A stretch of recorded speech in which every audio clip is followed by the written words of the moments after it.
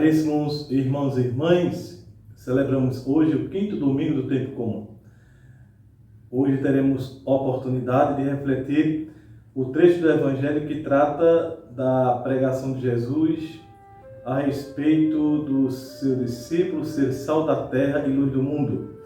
Então, duas parábolas, a parábola do sal, a parábola da luz, colocando aí em destaque exatamente o papel do novo povo de Deus no mundo e também definindo a missão daqueles que aceitam viver no espírito das bem-aventuranças, e nós refletimos no último domingo, o quarto domingo do tempo comum. Então, depois que nosso Senhor Jesus Cristo fez, por meio das bem-aventuranças, a apresentação da nova lei, ele hoje define a missão do novo povo de Deus que ele veio estabelecer aqui nesta terra, a igreja.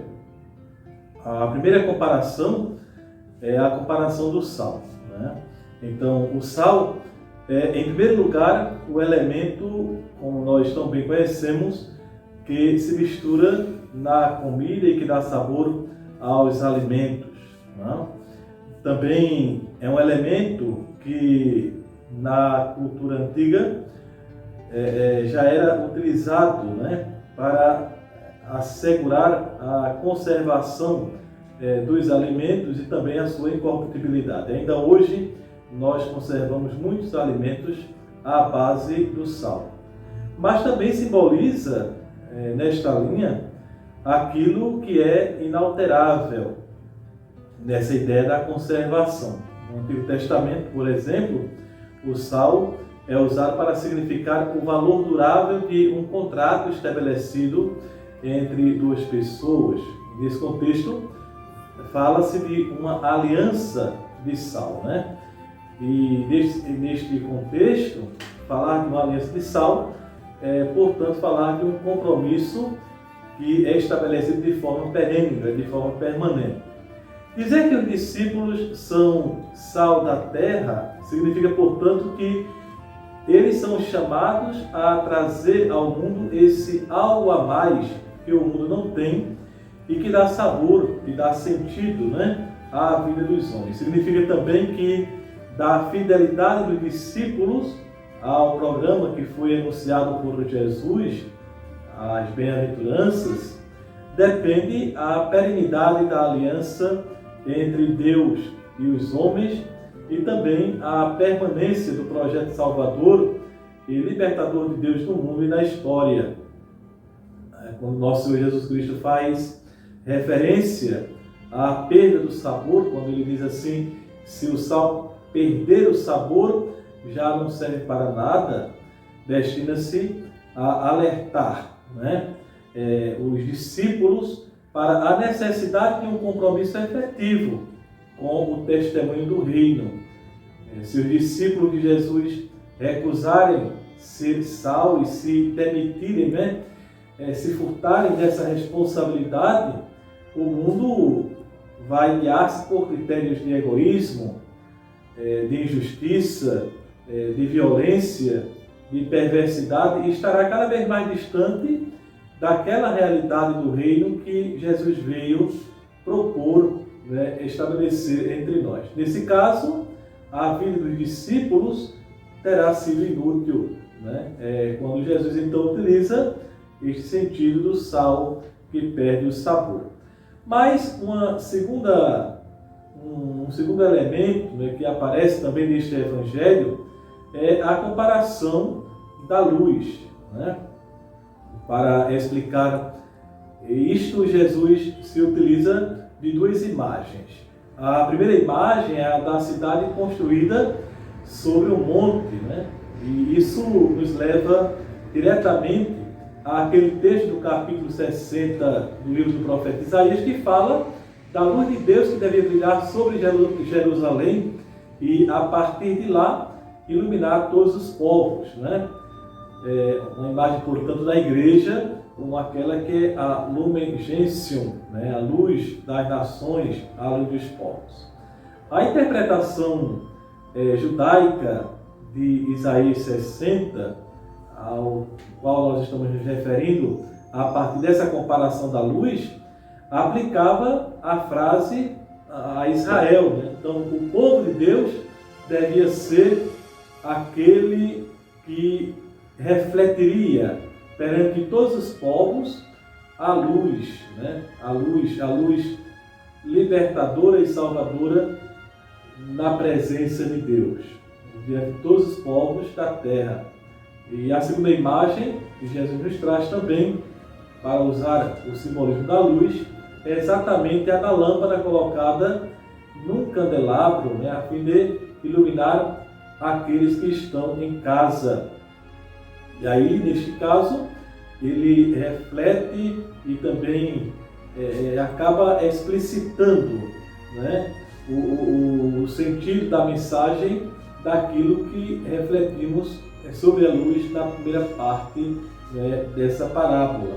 Pois bem, a atribuição, né, a missão do discípulo de nosso Senhor Jesus Cristo é ser, portanto, uma luz, né, que vai fazer com que toda a escuridão e toda a treva presente no mundo possa desaparecer, ser, portanto, extirpada, né? Logicamente que o discípulo, ele não tem uma luz própria, né? Ele se comporta no mundo como a lua, né? Que recebendo a luz do sol, o nosso sol neste caso é Cristo, então nos comportando como a lua que recebe a luz do sol, devemos, portanto, comunicar ao mundo essa luz de Cristo. De qualquer forma, a verdade é que no pensamento, né, na perspectiva de nosso Senhor Jesus Cristo, essa presença da luz de Deus para iluminar as nações, ela vai se dar de hora em diante nos discípulos dele. Então, nós que somos seus discípulos, a igreja, que é a continuadora, né, no mundo dessa presença de Jesus, é a própria presença de Jesus de forma mística, porque a igreja é esse corpo místico de Cristo, é chamada, portanto, a aceitar, né, esse apelo do reino e aderir, portanto, à nova lei proposta pelo seu Mestre e Senhor. Esses discípulos de nosso Senhor Jesus Cristo são, portanto, nessa compreensão, essa Jerusalém, ou ainda o servo de Javé, de onde a proposta de libertação, de salvação do pecado, né, ela irradia a partir do próprio Deus e a partir daí, né, alcançando os discípulos, alcança também o mundo. Estas duas imagens, portanto, elas não pretendem, contudo, dizer que os discípulos de Jesus devam dar nas vistas, né, no sentido de se mostrar, né, mostrar-se, escolher lugares de visibilidade, de onde as massas os admirem e os aplaudam. Não é isto, não. Mas pretende dizer que a missão das testemunhas de nosso Senhor Jesus Cristo, né, das testemunhas do reino, deve levar-nos a dar testemunho, a questionar o mundo, a ser uma interpelação profética, a ser um reflexo da luz de Deus e que, portanto, não devem esconder-se, excluir-se, né, furtar-se da sua missão, fugir às suas responsabilidades. Essas duas obras que os discípulos devem praticar e que são, portanto, um testemunho do reino para os homens, são provavelmente aquelas que Mateus apresenta na segunda parte das bem-aventuranças que nós meditamos na semana passada. A misericórdia, um coração capaz de compadecer-se, de amar, de perdoar, de se comover, de se deixar tocar pelos sofrimentos e angústias dos irmãos. A pureza de coração, que diz respeito aqui à honestidade, à lealdade, à verdade, também à verticalidade. A defesa intransigente da paz, ou seja, a recusa da violência e da lei do mais forte, a luta pela reconciliação, né? Então, pensar nisto. e também da justiça. Então é desse empenho dos discípulos que nascerá o mundo novo, né, o reino de Deus aqui neste mundo. Então devemos nós, neste propósito de tornar nosso Senhor Jesus Cristo presente no mundo com a nossa presença, sendo sal da terra e luz do mundo, fazer de fato com que os sinais do reino comecem então a acontecer.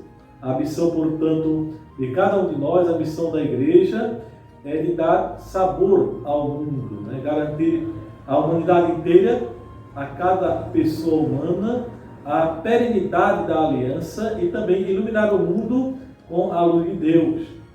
Portanto, tomar esta consciência de que somos testemunhas dessa realidade nova que nasce da oferta de salvação e da vivência das bem-aventuranças. Nos discípulos de nosso Senhor Jesus Cristo que tem que estar presente esta realidade nova que Jesus chama de Rei. Portanto, que Maria, aquela que é a estrela, né, da nova evangelização, seja ela nos guiar neste caminho, juntamente com São José, né, patrono da Igreja. Abençoe o Deus Todo-Poderoso, Pai e Filho e Espírito Santo. Amém.